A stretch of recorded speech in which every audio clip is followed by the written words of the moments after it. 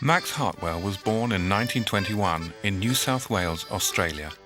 He spent much of his early life in the tiny village of Red Range, the centre for a community of small mixed farms. No one was rich, but none were desperately poor. Self-reliance, hard work, and an obligation to neighbours in the community were the values that prevailed in the outback.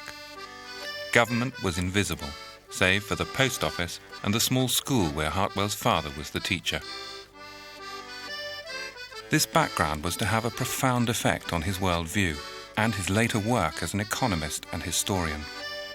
After school and teacher training, Hartwell attended Sydney University, where he took a leading role on the sports field and a first-class honours degree in economics. He then embarked for Van Diemen's Land, now the island of Tasmania, to write his MA thesis. Contrary to the orthodoxy of the times, he argued that Australia had benefited from British colonialism, enjoying huge economic growth during a period of increasing liberalism and industrialisation. Newly married to childhood sweetheart Lorraine, Hartwell said goodbye to family and set sail for England and Oxford University to continue his studies. There was still post-war rationing, but the intellectual atmosphere was rich and exciting. He turned his attention from the colonies to the Industrial Revolution, where he would make his name. At just 29 years old, Hartwell returned to Australia and a chair at the newly established University of New South Wales. He might have seen out his academic career in his home country, but it was not to be. Hartwell clashed with the authorities over the issue of political tests applied to lectureships. Ironically, he became the advocate of a professor excluded by the university for his Marxist sympathies, and he eventually resigned his chair in protest. In 1956, he returned to Oxford as reader in recent social and economic history, and then as professorial fellow of Nuffield College. Over the next 30 years, he would establish an international reputation as a historian of the Industrial Revolution. Always active in the broader debate on modern capitalism, he took on the Marxists, Hobsbawm and E.P. Thompson, and relished the fight. He has lectured and held a number of visiting professorships, particularly in the United States, at prestigious institutions such as Chicago Business School, at Stanford University, and at the University of Virginia in Charlottesville. Hartwell's body of work features a variety of publications on the Industrial Revolution, as well as contemporary economics and a history of the Mont Pelerin Society. Now retired, Hartwell lives in Oxford, in the village of Old Marston. At 80 years old, he is still writing and working from his study at home, with his family around him. He spends some of each year in France, where he indulges a taste for good food and wine. A former student of Hartwell's here at Nuffield College, Patrick O'Brien is now Centennial Professor of Economic History at the London School of Economics. Max, how are you? Good to see you. I finished my thesis. They met at the Hartwell home in Old Marston to talk about Hartwell's life and work. Max, I think one of the things that most of your many students would recognise as your most enduring and endearing characteristic is your great capacity for friendship. Friendship across a spectrum of people, most of whom, in their dealings with you, have disagreed with the ideological and political positions that you've taken on the great issues of the day. And having done a bit of work for this interview, I realised that that capacity for friendship and to retain the friendship of people that you disagree with has really grown out of your own early childhood and background in Australia. So I think we might start this interview by elaborating a bit on the values that you imbibed as part of your early life. No, I have no doubts that my upbringing in Australia was extremely important in determining or influencing my worldview, if you like. See, I was brought up in a small village called Red Range on the northern tablelands of New South Wales, about 13 miles from a small town called Glen Innes. And It was a rural community, mixed farming, no one very rich, no one very poor. But what was interesting about that is that you were hardly aware of the state. The only two functionaries of the state in the village were the school teacher, who was my father, and the postmistress. You're quite right in talking about a communitarian spirit in the village. I will remember the occasion when two farmers, adjacent farmers, who didn't like each other very much, in fact didn't like each other at all, and one of them got sick during the harvest, whereupon the chap and his sons came across and did the harvesting for him, on the clear understanding that, of course, that if he didn't do the harvesting, the other chap would be very much impoverished by not getting his harvest in. And that sort of spirit was, I think, was general in the village. Again, that's the other thing about Australia. You're not aware of class in any sense at all. There are some people wealthier than other people, but there's some people feel superior to other people. But I've always say about Australians that, for example, I don't mind people feeling superior to me because I don't feel inferior to them. So there's no symmetry in the relationship. See, deference, you need a symmetry. I have to feel inferior and he has to feel superior, or she or he. And Australians don't have that. On the other hand, you do recognise differences in wealth. I mean, that's an obvious point. But again, see, wealth did not give you a different way of life. Looking back at it, don't you find it rather strange that located as you are in Asia, that you had this strong emphasis on British history, not something, and you developed attitudes that would not have been shared by your Indian compatriots in Asia? No. You're also part of the great British Empire. Yes, but see, Australia until 1939 was 96% British. All the institutions, whether it's religion, schooling, see, for example, all the high schools, so-called, of New South Wales were based on English grammar schools. Yes. The law, the common law, which after all is apart from USA and the British, is not generally... and so, and of course the language. I mean, probably the greatest gift in a way to the Australian colonists was the language. But the odd things, as I said before, that far from being ashamed or of the association with Britain and the Empire, we felt that it made us that more important. We belonged to this great empire. We were part of it. We were an important part of it. We yes. fought in the wars and so forth. And I find the modern stance very difficult to accept. I mean, I understand it, but I don't like it. And that, again, was...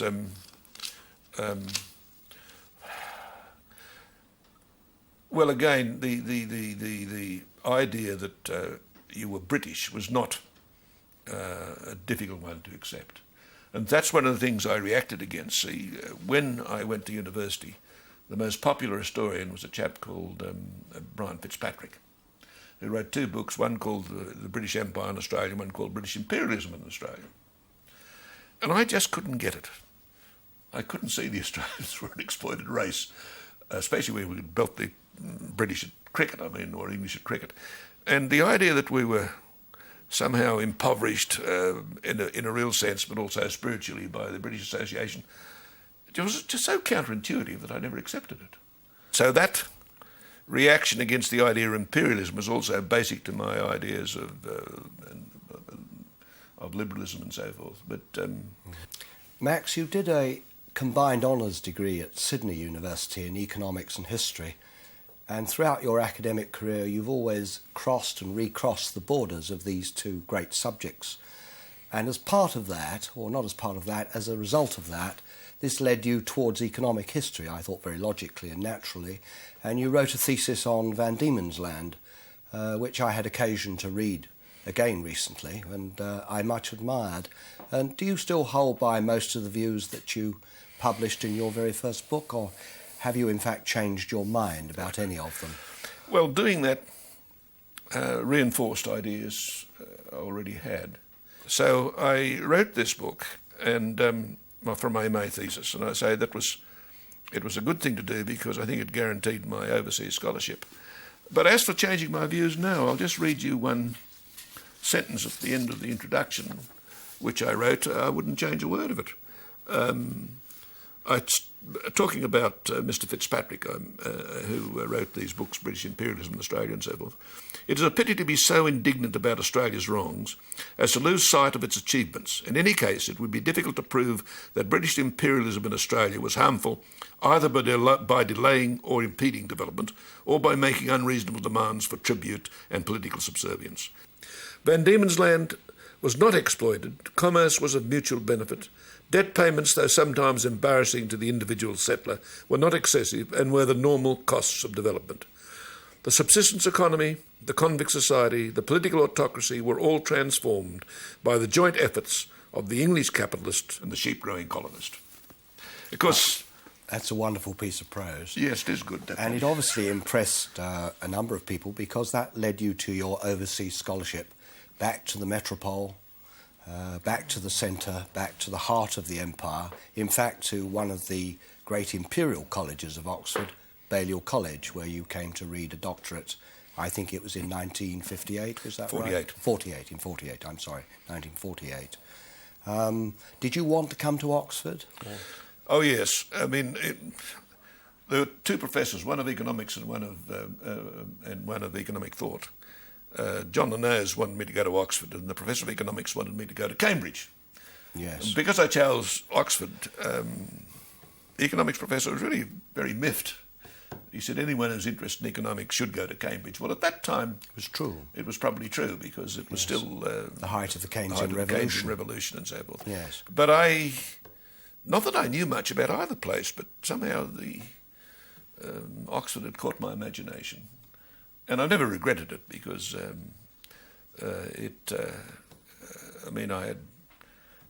Bailey was a good college to be at, and I loved Oxford.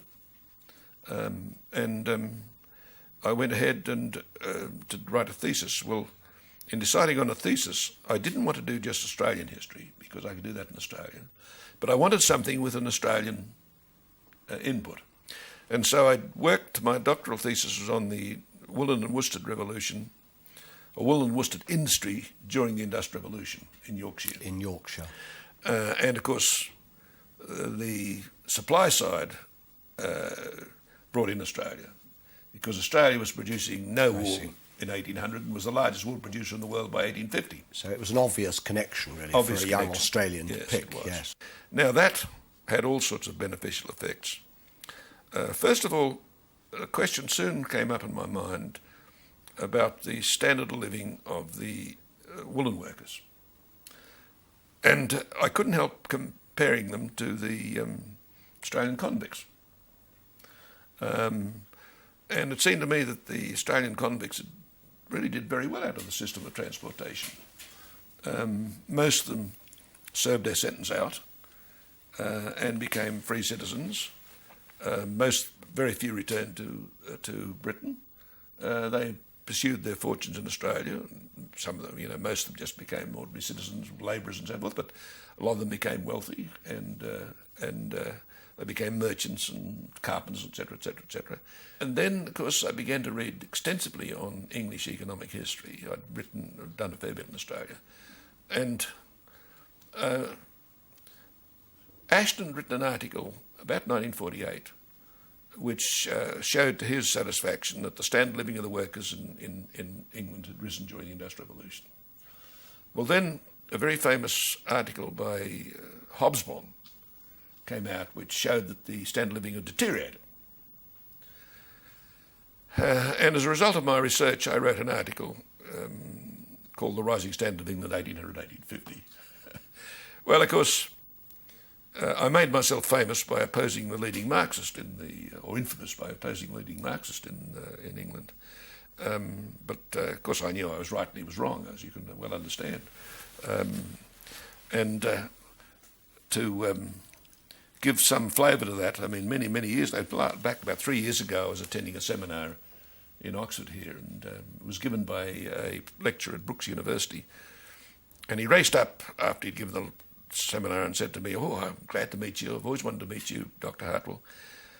And I said, "Well, how's that?" He said, I was a student during the 60s when it was very exciting. It was Hartwell versus Hobsbawm and Hartwell versus Thompson. He said, really exciting. And then he looked at me and said, "Of course we hated you," he said. Yes, and that was the core of your career, really, was as a reader in economic and social history in Oxford, at this brand new college. Yes. Funded by a motor magnate, Lord Nuffield. Yes, indeed. And full of dons who were not exactly of your political persuasion. You can say that again. One could say it was a kind of centrist Labour Party, Social Democratic college. Exactly that. They were not... devoted to improving the state and making sure the state did things within the economy. I mean, how did you get on with that particular mix or that particular culture? Well, it's obvious by this time that from that quote I gave him about Neiman's and how I thought about this, that and the other. And there were three, I'd say, widely held beliefs in England at that time, which I didn't think were tenable. The first one was that governments could set objectives and attain them by the manipulation of some key variables. Well, of course, we all know that's not true. Even you would admit that. Partly true, yes. Partly, but it was, of course, the result of Keynesianism, because Keynes thought that you could do this. The other thing, of course, they didn't recognise was what I think Hayek called the unintended consequences of well-intentioned actions, and very often they achieved the opposite of what they set out to do. Anyway, that was one, the government role. The second was that you have in the public sector quite unselfish public servants whose main interest and only interest is serving the public. Well, I think you do have a lot of people who... you did, didn't you, in England? Have a mandate of that kind. You did have a lot. At that moment of time, anyway. Yes, you did. But, of course, the idea that they had no other interest and so forth, and there wasn't conflict of interest, and especially in local government. I mean, in England, you had very little central corruption at any time in their lives, but you've had it in local government quite extensively. Yes. But anyway, I think one of the most promising parts of modern economics is public sector analysis. Whether you're like Tony Atkinson, who believes in it, say, or Jim Buchanan, who doesn't. The third one was, of course, the one which got me from the standard of living, is that the trade unions were the people who really caused or were responsible for the rise in the living standards of workers, and that was it. Well, of course, I knew that was wrong. Economic growth did far more than trade unions. Now, I think trade unions were very important in the 19th century because there was an imbalance in terms of their status and recognition, and I think they're very important in increasing the self-respect and awareness of the working classes. But as for they put up standard of living, some people, sometimes, but I mean, in general, standard of living's increased as the economy grew. And I mean, I think that even Hugh Clegg in that big volume says that. Max, when your generation represented the British and by implication the Anglo-American Industrial Revolution, they brought to the fore such things as British institutions, including freedom, laissez-faire, free enterprise, the common law, democratic government, and an entrepreneurial and enterprising people. But as we've seen from a whole body of recent research, these things were present elsewhere, particularly in northwestern Europe, not least in Holland, but latterly we've discovered in maritime China, in southern India. Other historians have emphasised the lucky element about this offshore island, particularly its massive endowments of cheap, accessible coal, and also the fact that, despite our best endeavours, the attempts to explain these technological breakthroughs, the big machines that we all know about, they seem to be kind of inexplicable, except in terms of individuals like Watt or Arkwright or Cartwright, who just happened, in that moment of time, to be British people. Other historians like myself have emphasised the role of power, something that Adam Smith inveighed against when he talked a lot about mercantilism. Nevertheless, if you take foreign trade and commerce seriously and ask yourself the question, why was it in the 18th century that the British, of all other European peoples, obtained such a large share of world trade and the profits from servicing the international economy, we cannot ignore the massive investment in the Royal Navy and in military power which gave us that lead, and the luck which came from the fact that the French launched their revolution upon an unsuspecting Europe and set back our competitors for several decades. In that respect, we were a bit like the Americans after the Second World War. One cannot account for the American lead except in terms of that particular war, and a similar kind of story is now being told by historians about the British Industrial Revolution. So I think that the Industrial Revolution since your time has been reconfigured. It is now less celebrated. It seems less of a discontinuity and less of a great divide. Do you think that all the intellectual energy and time that you've spent on this event is now justified in the light of the newer perspectives that are emerging on the Industrial Revolution? No, I think that my view, or that view you expressed, is completely viable. There's no doubt in my mind that the Industrial Revolution is one of the two great economic discontinuities in world history, the other one being the Agricultural Revolution, of 10,000 BC. It dramatically changed the world in the long run. In particular, of course, it led to the massive growth of industry and services. Now, the interesting question is, how did the rest of the world industrialise? To what extent was England helpful? Well, I think the first question is, why did it come first in England? And I think Or did it come first in England? Yes, it did. No doubt about that. What about Sung China? Well, in Europe then it's the first. But they never, again, see, the interesting thing about China is they advanced to a certain stage and then stopped. In the 12th century, for example, their metallurgy was probably as advanced or more advanced than that of Europe. But there was no industrialisation. It just sort of stopped. Well, they had a very large share of the workforce in industry, if you look, and Yes, in towns. And in commerce, oh yes. But again, see, I think this is interesting, and as you know, Eric Jones, our mutual friend, has done great work on this. But, and I wouldn't, I think I just really don't know enough about industrialisation of China and so on to be authoritative on it. But certainly in Europe, Britain was first. If you like, I take the Whig interpretation of history, and I believe it very strongly. Nowhere in Europe, I can't speak for Asia or India, I don't know enough about it. Nowhere in Europe did you have this favourable combination of factors.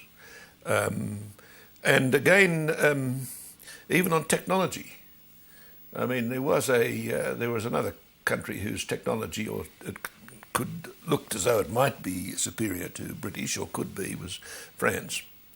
But England had an interesting combination of education and opportunities, which certainly stimulated people, I mean, even like clergymen, to invention.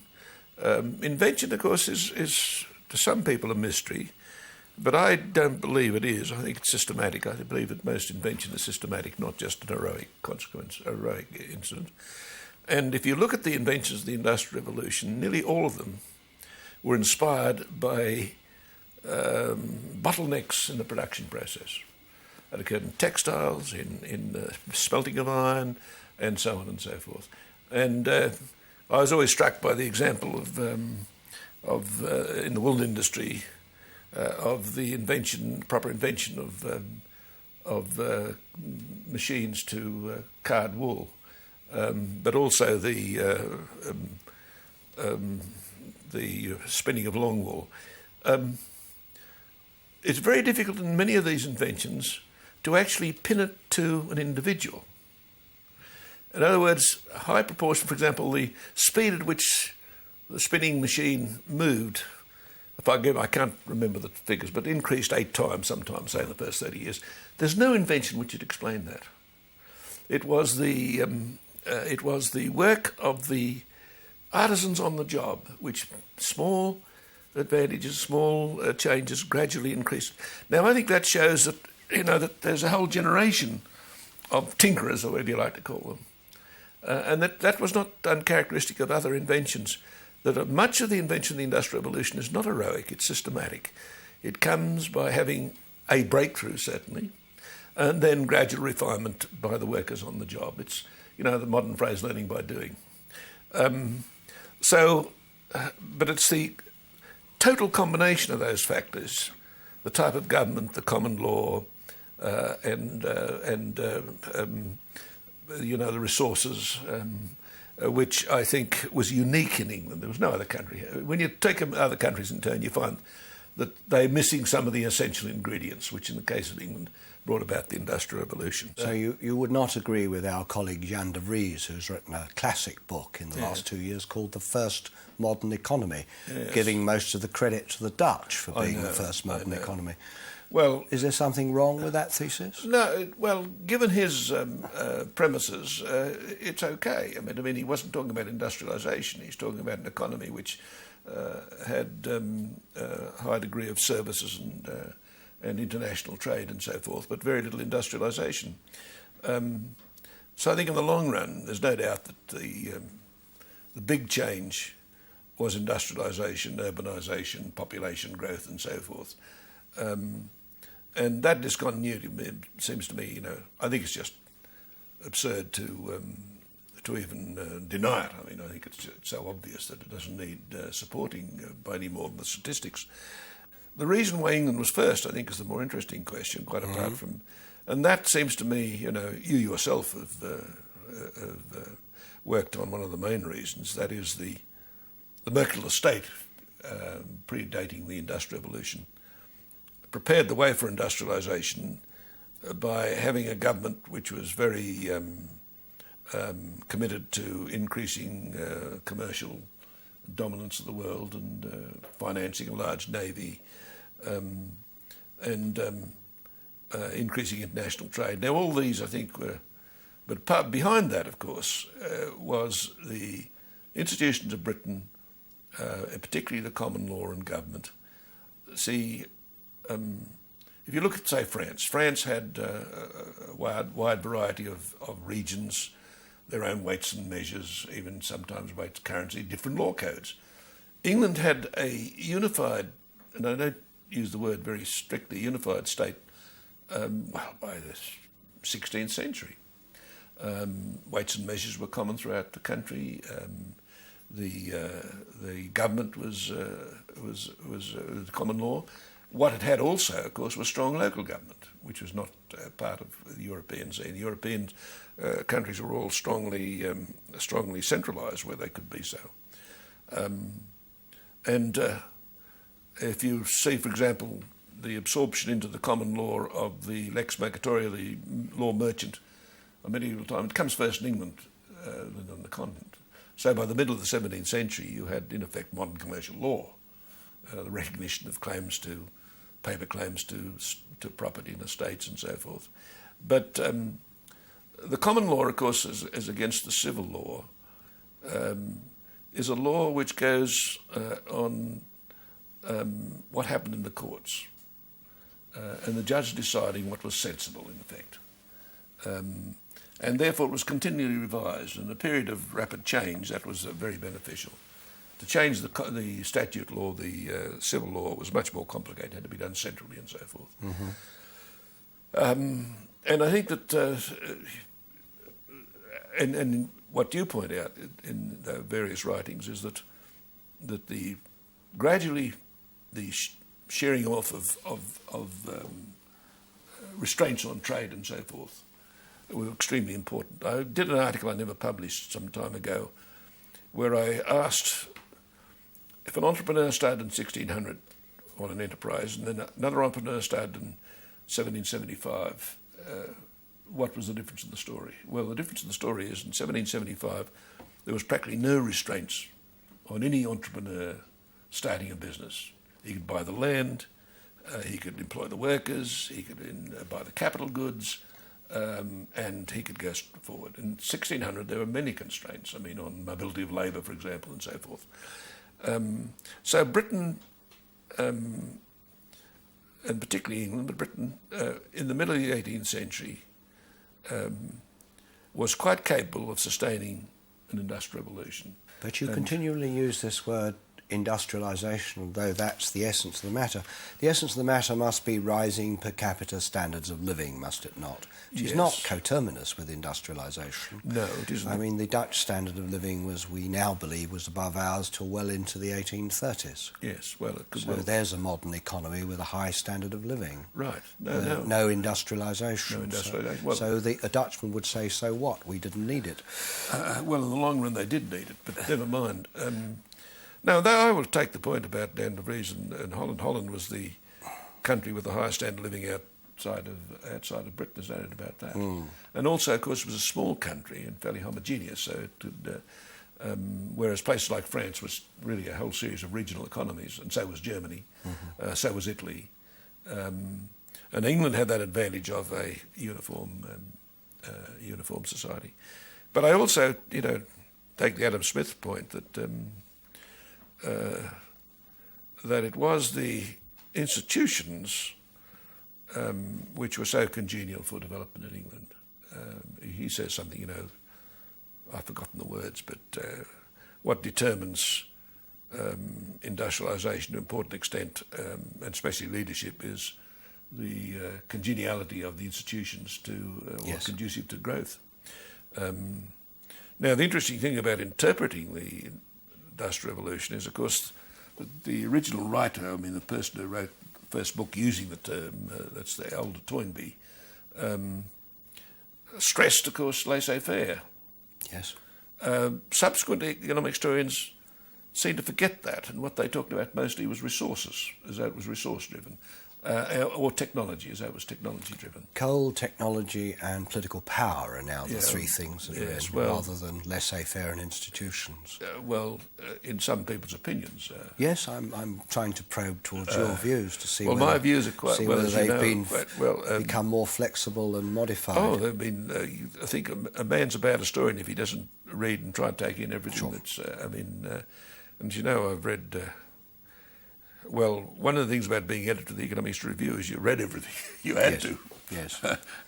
But I don't think there's any mystery myself in England's leadership.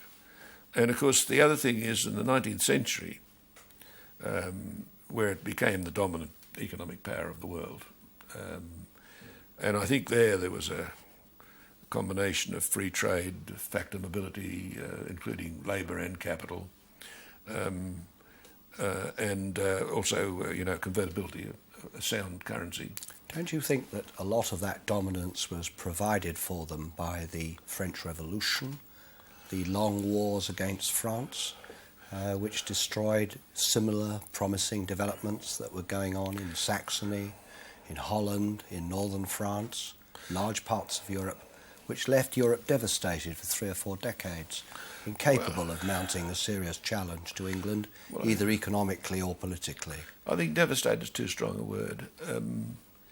There's no doubt that, don't forget that the Napoleonic Wars had a big impact also on British economy and life, because for 20 years or more, the economy was geared to a war economy. Yes.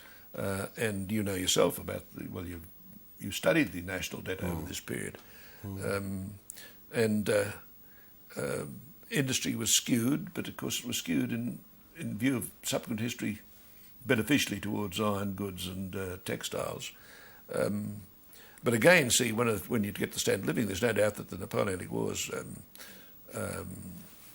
slowed down or even brought to a halt the increase in living standards which you might have expected from industrialisation. Yes.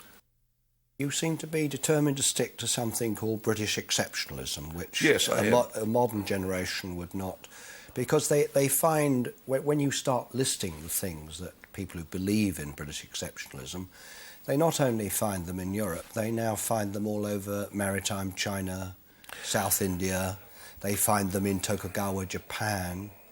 I mean, all these institutions that we think of as behind the rise of capitalism or Smithian growth, they're very, very, very widespread. I wouldn't use the word capitalism. There's nothing particularly British about them, is there? I think there is. But see, again, it's the total package which I think was important in the case of Britain. And especially the increasing use of the market. which by the middle of the 18th century more or less determined all production decisions. But exceptionalism is not quite a word I'd use. I think it's not difficult to explain England's leadership in industrialisation. It's also obvious that countries like Holland and parts of France and so on had parts of the economies which were advancing. But England had the advantage of size, of uniformity, for example, of currency and standards and weights and measures, of strong government without being authoritarian government, of strong local government which is also favourable to economic growth,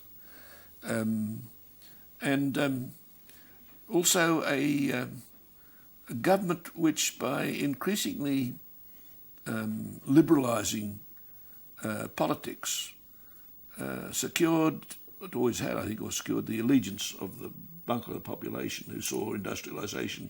But again, see, I don't think you mentioned capital accumulation. See, England, let's say, stick to England, was a rich society. And you know, there's a famous article by Poston written many years ago showing that there was enough capital at any time in the 18th century to finance an industrial revolution.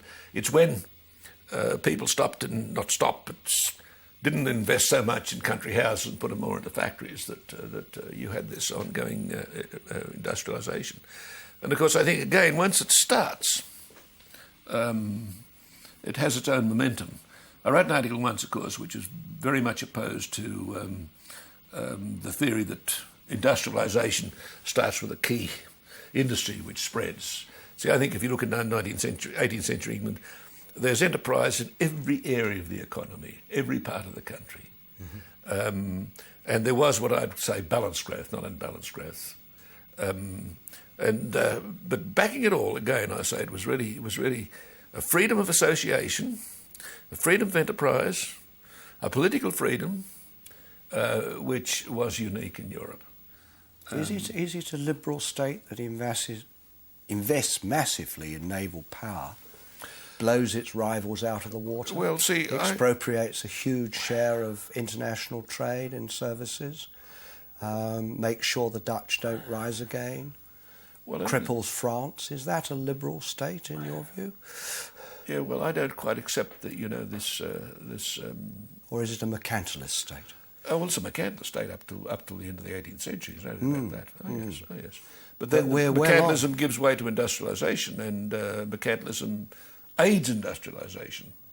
Provides a platform for it, doesn't it? It helps it considerably, yes. Yeah. But it's... and the growth of international trade is not just a matter of naval dominance either. I mean, a lot of trade was... But why did your generation, including Ashton, evade power in the way that they did? Well, I've never evaded Liberals power. don't talk about power, do they? No. Ashton hardly talks about power. No, he doesn't. I always talked about the state. I mean, I talked about the state and the common law and so on and so forth. And as I said, I've stressed it to you, is that it was the peculiar character of Britain, politically, economically, legally, which was unique in Europe. Yes. And I think I don't think there's any doubt about that. And of course, again, in the growth of democracy, where, I mean, again, there's no doubt about that. I mean, you finish up with universal manhood suffrage by the 1880s. And of course, it's the English government, as were, knew when to retreat. And therefore, you didn't have... There was no revolutionary outbreaks any time in England in the 19th century. I mean, you might yell about Peterloo and so forth, but... No, I'm not going to yell about Peterloo. Bristol riots and so on, but they're really, really trivial. I mean, what used to interest me when we had a textbook in Industrial Revolution, and there was one section on riots and disturbances, and I'd ask the students to write on this. There is this famous statistic about there were more troops in the Midlands putting down Luddism in 1808 than there were in the Peninsula fighting the French. Well, that's not true. Well, I don't know. I don't think that's not just true. The Luddites were never any great threat. Well, the state... and again, see See, those protests, I mean, I was getting this point. I asked students to examine this section and comment on the lockout strikes and so forth. And they come back and say, isn't it shocking the way the workers were put down and so forth. And I said, how many strikes, lockouts were they? Well, it turns out they were about one every 3 years over the whole period of the first half of the 19th century. And they're trivial in numbers and so forth. How many people were killed as a result of industrial strife? Practically none. I mean, it was a bloodless revolution. And the amount of unrest was really very small indeed. In any terms, you'd like to measure it. And I mean, I think pints of blood is probably the best way of measuring it. Yes, it is. And there were very few pints of blood spilled. Yes. See, again, I mean, the greatest of all movements in this time, the Chartist movement, was completely bloodless. And it was one of the first mass movements which involved the so-called working class or working classes. But it's there's no 1848, there's no 1830, there's no 1870. And people want to say this is strange in Britain. I say, no, it's strange. What you've got to explain is the revolution over there, not the lack of revolution in Britain. Well, you should explain both. Yes. But see, that view partly is engendered by Engels, because if you read Engels, I used to take great delight in reading out Engels to students who are on this subject. Engels, of course, is absolutely certain when he writes The Condition of the Working Classes that Britain was in a revolutionary situation. And the next cycle would bring a revolution more bloody than the French Revolution, he says. But of course it didn't, it never came. But still in the 1890s, he's writing about the end of the century, saying it's coming then. And of course that bugs. I mean, if you look at, I once documented this, so you might have read the article on the Revolution yes, the Monkey. You documented through, say, Hobsbawm and Thompson. They're always saying, if only this had happened. But of course it didn't happen. No. There was never any revolutionary threat in Britain at any time in the 19th century. I think you and I can agree about that, but would you like to have been alive at the time? Was it a pleasant time to be alive? Well, I think it all depends where you were, Paddy. I mean, for most people, for the labouring poor, who the Hammonds and Asa Briggs used to write about, would you think it's a pleasant time to be alive? For some it was okay, for some it wasn't. But see, you've got to compare it with what went before. I mean, the romanticising of rural life. Well, I'd like to put people in rural life. I mean, I grew up in rural life, and you seem to have had a good time in rural life. Milking cows, established that. Milking cows at 4 o'clock in the morning, cleaning out foul runs, and no, it's a great romanticising of rural life. Now, I think that most of the working classes, particularly in places like Lancashire, did quite well out of it. See, I think that a lot of the Industrial Revolution, particularly the social history, is worst-case history. As again I've pointed out, that the main source for much of this are the parliamentary papers of inquiry. And there are massive volumes of it. I mean, year after year after year. And how did they arise? They arose because someone identified a problem, aired it in the House of Commons, arranged for an inquiry, which may usually be a parliamentary inquiry or could be a royal commission. Now, the stuff about this is that, of course, it's all problem-oriented inquiry. It's like the Health of Towns report. The Health of Towns report in the 1840s is one of the most horrifying documents I've ever read.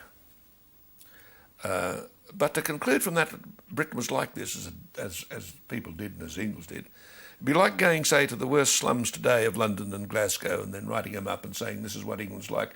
Well, it is what England's like, there and there. And it was also true of the 1840s.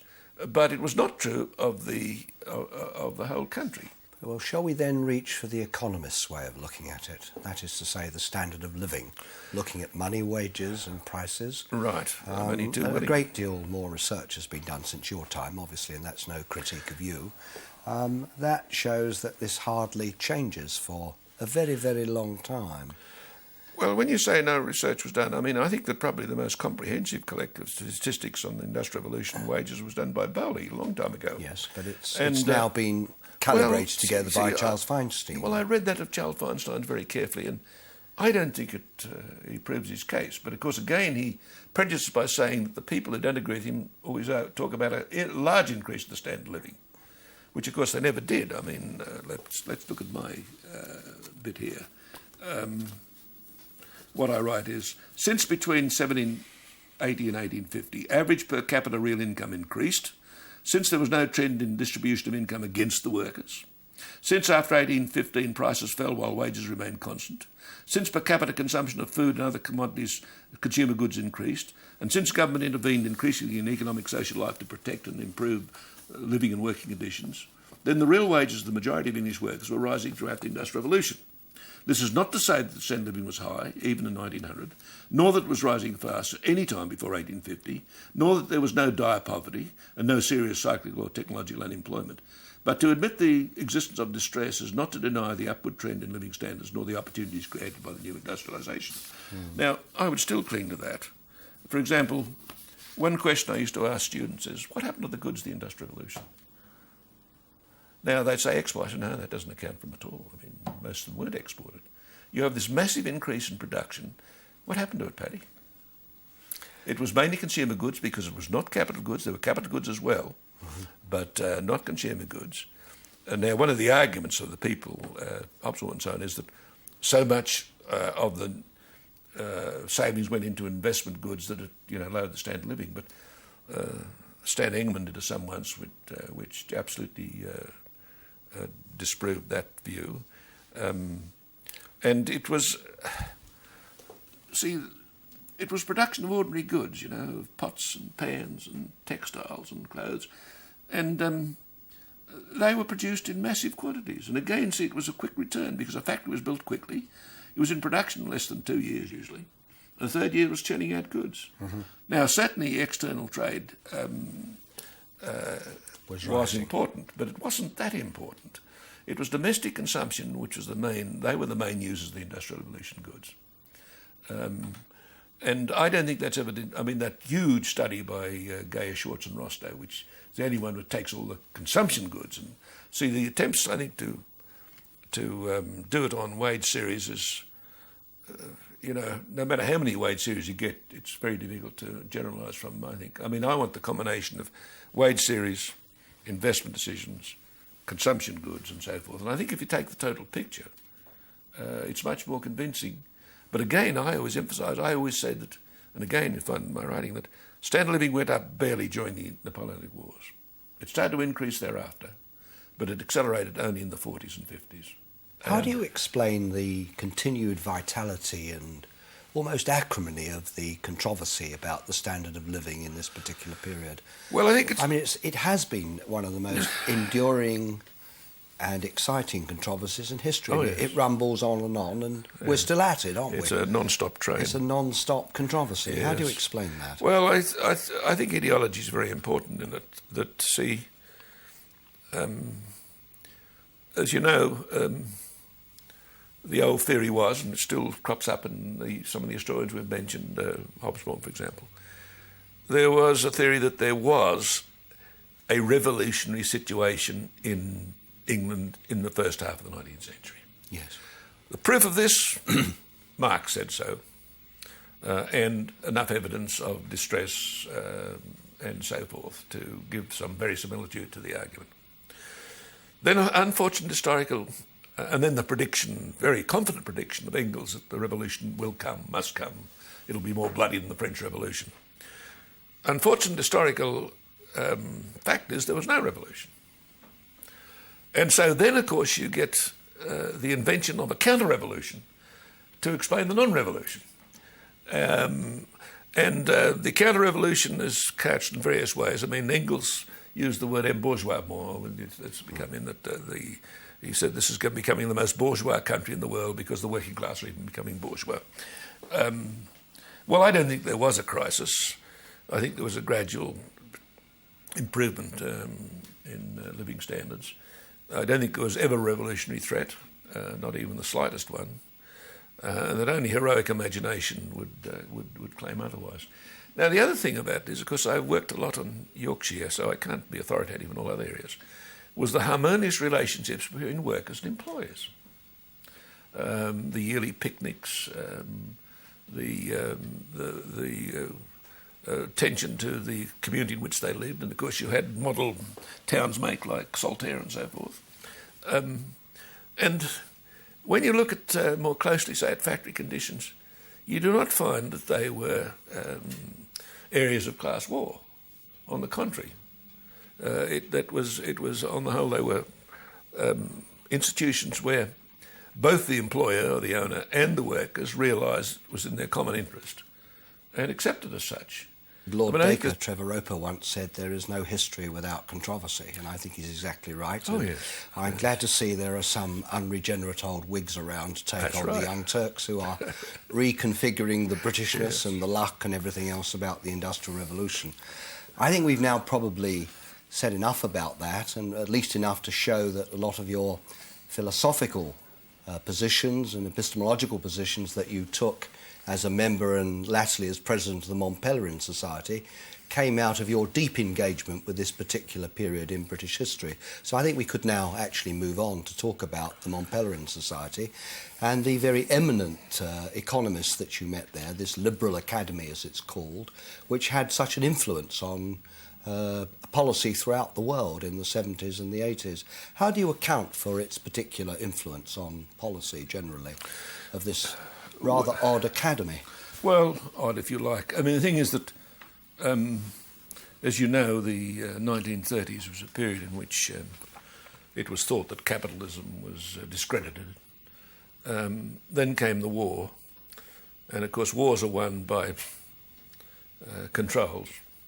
I mean, there's no doubt about that the British economy was highly controlled during the war and was successfully controlled.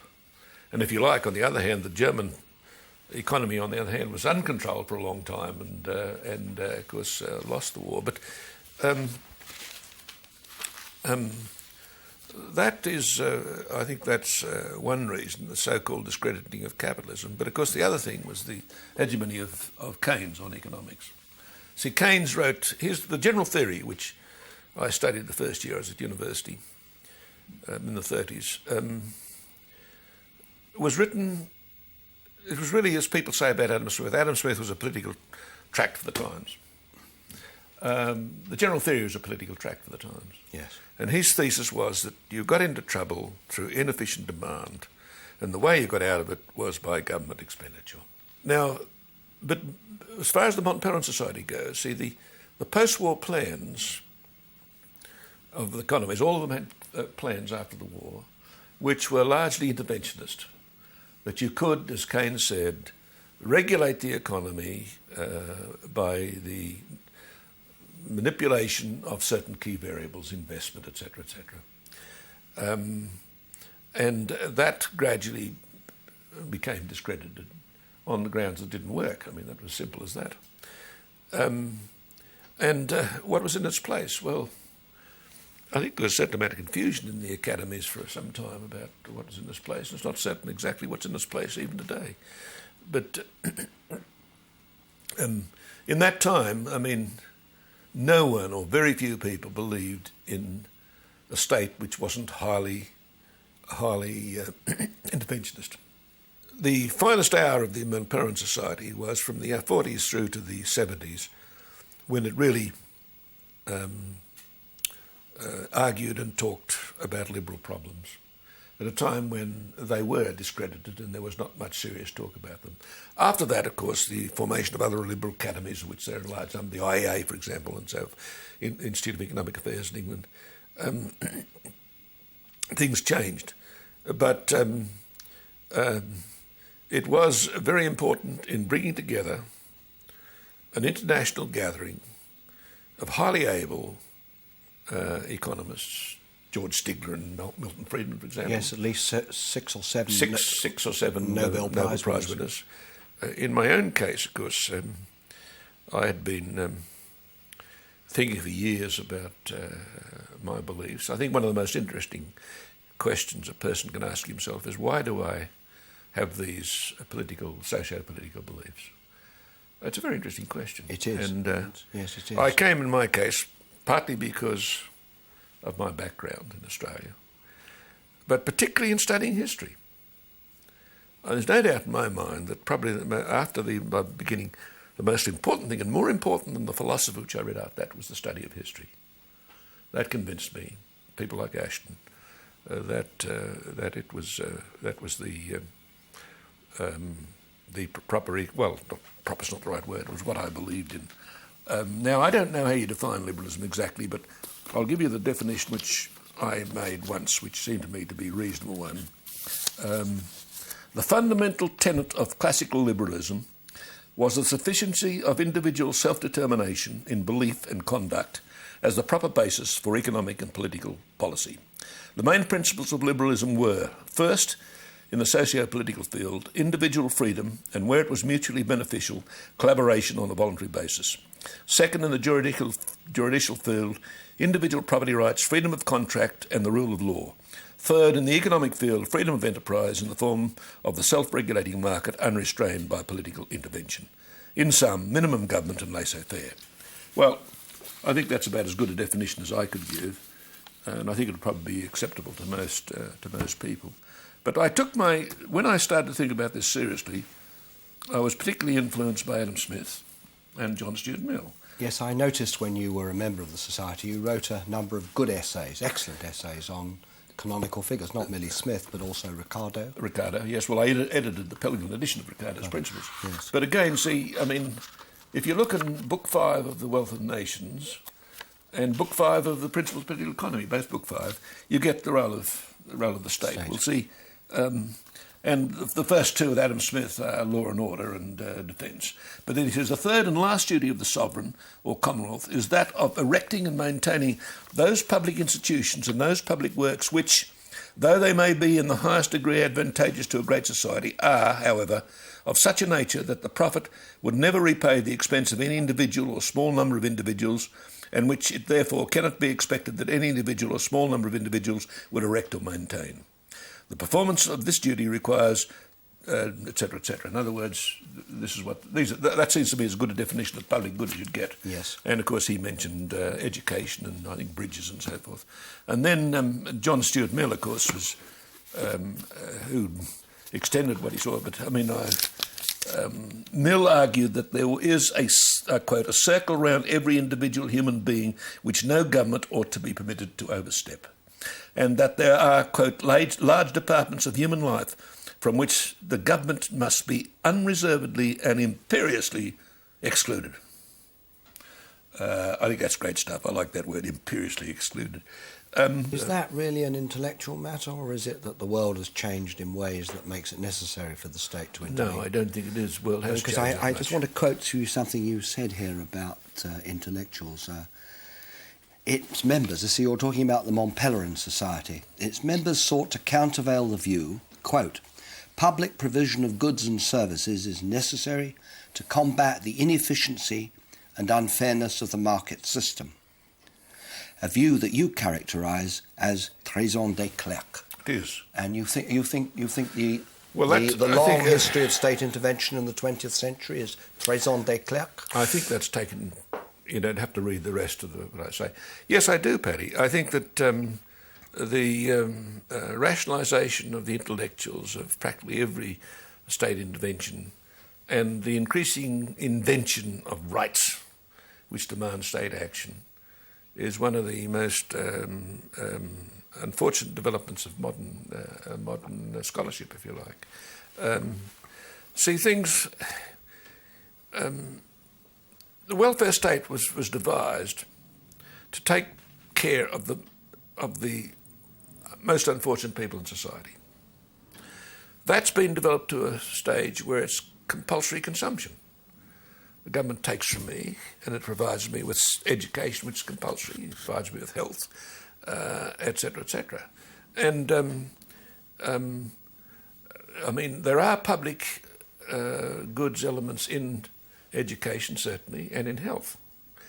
But does that mean that, all education and all health should be provided by the state?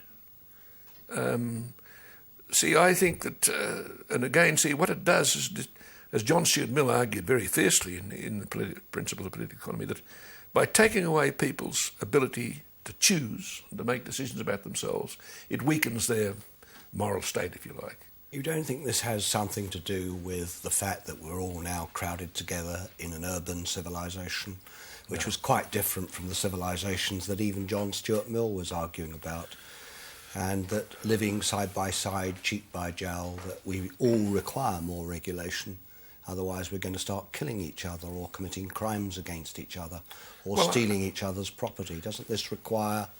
I'm all for law and order. I mean, doesn't this require... But a lot of it is law and order now, isn't it? Yes. No, I don't, Paddy. And isn't how we keep law and order to prevent people becoming disorderly by making sure they have minimal provision of this, that and the other? No, but if you have a civil society, then a lot of that should, or I would hope, disappear. No, see, one of the arguments, again, for increasing government is the increasing complication of modern society's economies and life. But do you think markets provide a civil society automatically? To a very important extent they do, yes. Amongst a lot of other things. See, what do people want? I mean, it's all very easy for somebody to say, I know what you want. Well, he damn well doesn't know what I want. I know what I want. And I think most people are the same. I mean, I think people are the best judges of what they want and how they should be treated. Now, of course, there will be always criminals and thugs in society. I mean, after all, in the free society, thievery is an occupational choice and sometimes pays very well. But you do want to control, crimes and so forth. But that's done by having an effective police force. Max, here's a quote which you characteristically and commendably have included in your history of the Mont Pelerin Society, and which no friend and former student can possibly resist throwing back at you. It's from Bertrand de Juvenal, who, as you know, resigned from the Society in 1960. He explained he was leaving the Society because the Society believed that the state could do no good and private enterprise could do no wrong. Was that a fair comment? And could economic historians, who like you have investigated the role of states in economic growth, possibly subscribe to such a crude view?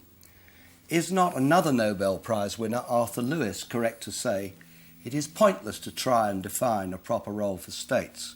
It all depends on time, place and circumstance. Well, first of all, debate after debate in the Mont Pelerin Society was to try and answer the John Stuart Mill question. What are the proper limits and agencies of government? To what areas should they extend and how much should they do?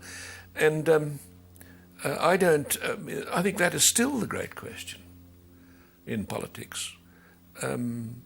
Now, I don't know, there might have been other reasons for Bertrand de Juvenal. I got that because it was a good letter and it was an outstanding quotation. And it was irresistible. Irresistible, yes, I know.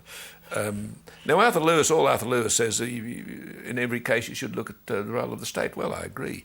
But you can make generalisations. I mean, on the whole, I would say that the state should only interfere if there are real public goods or real public bads involved. And you define defence as a public good and law and order as a public good, and perhaps certain part of education or health, to mention ones which are most generally provided by the state. But the Mont Pelerin Society was far from being a society of anarchists. Far from it. I mean, for example, most of them passionately believed in the gold standard, and that's a sort of a free enterprise sort of concept, but of course it demands certain actions. No, I don't think it's a fair account at all. It's certainly not my view. I will attack the state wholeheartedly, but not on everything. Max, you're not going to like this, but I'm going to have the last word. So don't be so certain. No, I'm never certain with you that I'm going to have the last word. But it's been a great privilege. For purposes of this interview, as you know, I've had to delve into your early life, and I've had to reread many of your books and gone over in my own mind, in my own way, the old arguments that you and I had together. And one of the things that I dug up in the course of doing this was that letter sent to you by E.P. Thompson, which I want to quote right at the end of this interview. And E.P. wrote to you. E.P., of course, was one of the most famous socialist historians of the 60s, for those who have not remembered his great works. He wrote, "How can I reconcile the Hartwell I know and love with the ideological monster you obviously are. Well, this is not a... they wouldn't have put it that way, but this is not a question that has not occurred to your students.